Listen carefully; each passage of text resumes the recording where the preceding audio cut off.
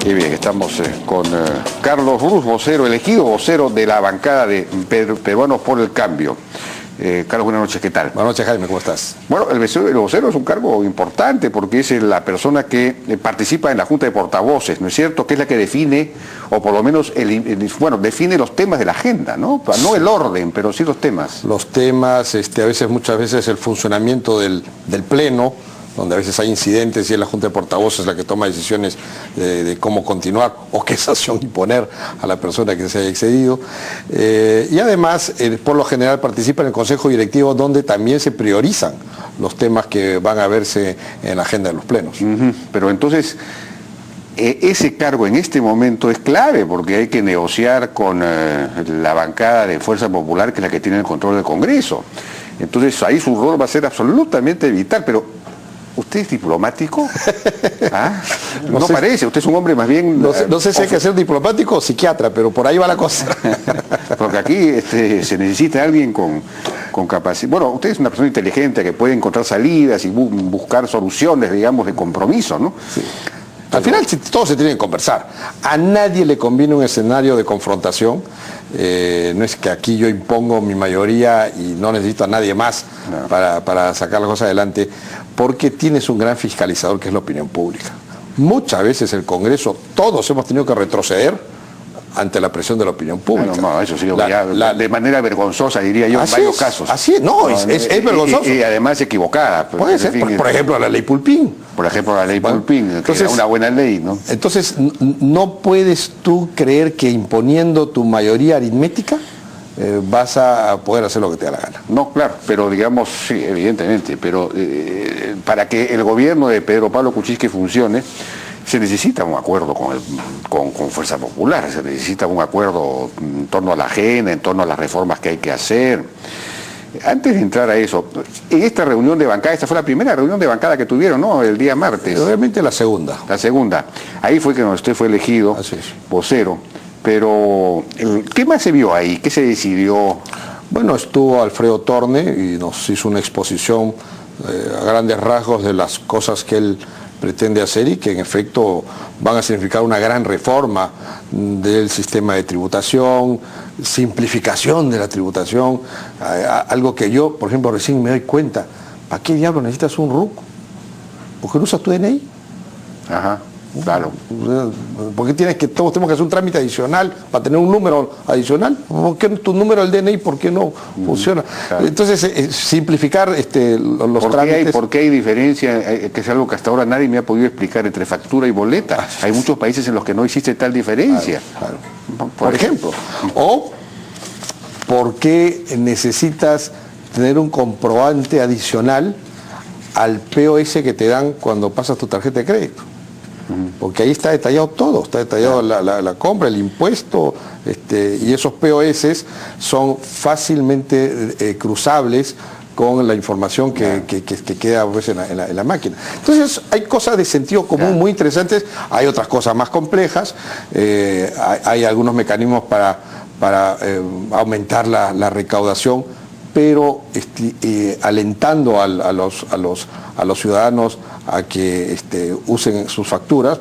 Por ejemplo, si en algún momento se empieza a establecer deducciones al impuesto a la renta por tus gastos en salud, por ejemplo, significa que vas a tener que pedirle a tu doctor factura, cosa que muchos doctores sabemos no dan. Y también temas como destrabar inversiones, que hay, nos hablaba, me parece, 8.000 millones de dólares en proyectos de APPs, algunos otros son obras estatales, paralizados. Está el aeropuerto de Chincheros, la línea 2 del metro, el gasoducto del sur, la refinería de Talara.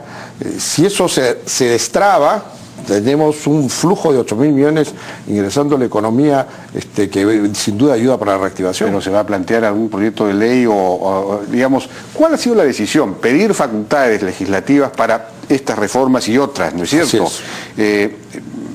Ahora, si no se va a presentar proyectos de ley, en el plan original se hablaba de que habían 10 grandes proyectos de ley que se iban a presentar el primer día al Congreso.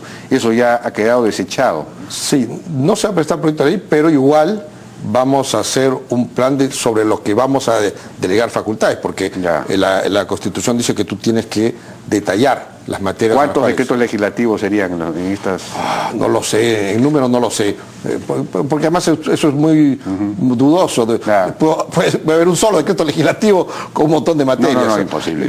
Entonces, el número no lo sé, pero las materias son la parte económica, reactivación, simplificación tributaria, medidas para mejorar la recaudación, para destrabar proyectos, el tema de la lucha anticorrupción, donde también hay ahí medidas que ya los hemos anunciado en la campaña, por ejemplo, el tener una Procuraduría Anticorrupción autónoma al gobierno de turno, con un mecanismo de elección que trascienda los gobiernos. Esa fue una muy buena propuesta de Fuerza Popular. Sí. Sería bueno, no sé, como un gesto de decir, oiga, ¿por qué no nos dan ustedes el texto de esa ley? ¿No? Una cosa es así, porque esa es una propuesta de Fuerza Popular, después de la que se ha apropiado después el Frente Amplio. Claro, es una hay otras, por ejemplo, nosotros en un momento planteamos que la reinversión de utilidades de las grandes empresas pueda ser deducible de impuestos. El Frente Amplio dijo, oye, las pequeñas... Y efectivamente, ¿y por qué no a todas? Claro, así es. ¿No? Y es algo que lo estamos revisando. Es decir, la inversión, que la inversión sea deducible. Claro. Entonces, lo que significa una especie de depreciación acelerada, lo cual alienta inversión. ¿No? Y esta idea que plantearon de las cárceles a 4.000 metros, no podría, porque es una cosa más discutible, pero es interesante. Digamos, ellos, que yo sepa, lo que estaban planteando eran unas cárceles campamento, es decir, así como los campamentos mineros que se construyen en 3 meses. Entonces no hay que esperar 4 años a que esté lista la cárcel, sino que son 3 o 4 o 5 cárceles campamento que se hacen y luego se les pone un buen perímetro y se acabó. Sí. Eso es una medida bien práctica. Sé que hay algunos problemas con tratados internacionales de derechos humanos, pero esta Chayacpalca que está funcionando, ¿no? Sí.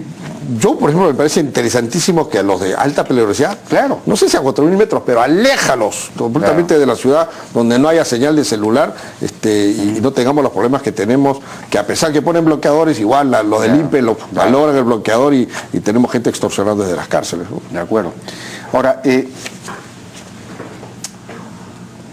digamos, se va a necesitar, creo yo, unas conversaciones previas, ¿no? Porque, digamos, en el tema económico que acaba de mencionar, hay varias de las propuestas que no coinciden con lo que propuso Fuerza Popular en su, ¿no?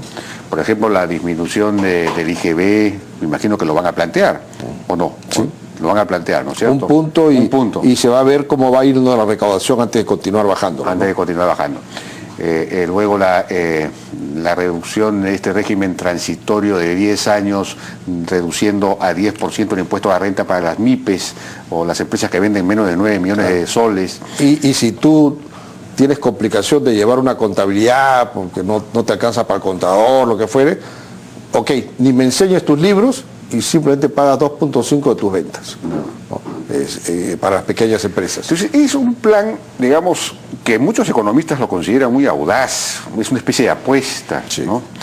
Entonces, no sé si, digamos, eso tendría que ser de alguna manera conversado previamente para ver si les van a dar facultades o no, o de repente simplemente se las rechazan, digamos. Se necesita empezar a conversar apuntando a una suerte de acuerdo en torno a la agenda, ¿no? En todas las reformas que se requiere llevar a cabo. Eso no ha comenzado todavía. No va a conversar porque todavía no somos gobierno, ni tampoco hay... no hay que esperar a que sea... No, pero eso se necesitaría comenzar un poco antes, ¿no? Por lo menos, no ahorita quizá, pero digamos, un par de semanas antes... Puede ser. Yo creo que una fecha que marca un antes y un después es el anuncio del gabinete que se va a hacer el 10 de julio o antes, ¿no? Eso ya hay unos virtuales ministros que van a asumir sus cargos y ahí podría empezar a conversarse esto y después también hay que exponerlo a la opinión pública, porque la gente tiene derecho a saber qué cosa estamos proponiendo y qué cosa es lo que se está oponiendo la oposición, ¿no? Y si realmente hay razones para oponerse o simplemente son ganas de obstruir, y ahí tienes que responder ante la opinión pública. Definitivamente el plan que está esbozando, porque todavía está en elaboración, actualmente hay como 40 personas trabajando los distintos temas que pensamos implementar, porque queremos que el gobierno de Pedro Pablo Kuczynski empiece a funcionar el 28 de julio en la noche. y no que ahí recién los ministros se enteran 2 días antes y recién empiezan a contratar o a buscar o reclutar sus viceministros. No, el gobierno tiene que empezar a funcionar el día mismo que el presidente juramenta, y tenemos que empezar a entregar resultados a la gente inmediatamente. Tú sabes que ya no existe la luna de miel en el Perú, y no queremos esperar a que suframos ese deterioro. Y por lo tanto, en todo ese tiempo, entre el 10 de julio y el 28 de julio, exponerle a la gente lo que pensamos hacer, los resultados que eso esperamos tenga en el corto y mediano plazo, y tanto en la parte económica, lucha contra la corrupción, seguridad ciudadana, y todo lo que son los proyectos de infraestructura, y entre ellos agua potable y saneamiento. Y por supuesto conversar con las bancadas, empezar a conversar con las bancadas, por lo menos de una manera informal, porque todavía ni somos gobierno y todavía ni ellos ni son bancadas, pero ya podemos empezar a conversar. Y hacerlo con una mentalidad muy abierta, y si hay propuestas que ellos tienen y que pueden incorporarse, en buena hora. Como te digo, ya estamos modificando una de ellas, este asunto de la reversión de utilidades, sea para todos, porque para las grandes también, que sean para las pequeñas y las microempresas y las medianas también.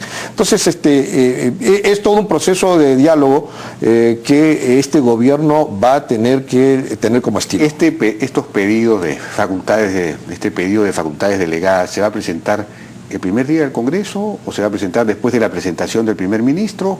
Del voto de investidura, ¿en qué momento se va a presentar? Eso todavía lo tiene que decir el presidente. No descartamos la posibilidad que en el mismo 28 de julio él solicite estas medidas, o que después lo haga el primer ministro. Eso no se ha establecido todavía ese detalle, pero va a ser muy pronto. No vamos a esperar un mes, ni 2, ni 3, sino rápido, porque queremos rápidamente reactivar la economía nacional, queremos generar puestos de trabajo, queremos que la gente tenga agua potable y desagüe en sus casas, queremos dar resultados rápido, y esperamos que el Congreso actúe con esa rapidez.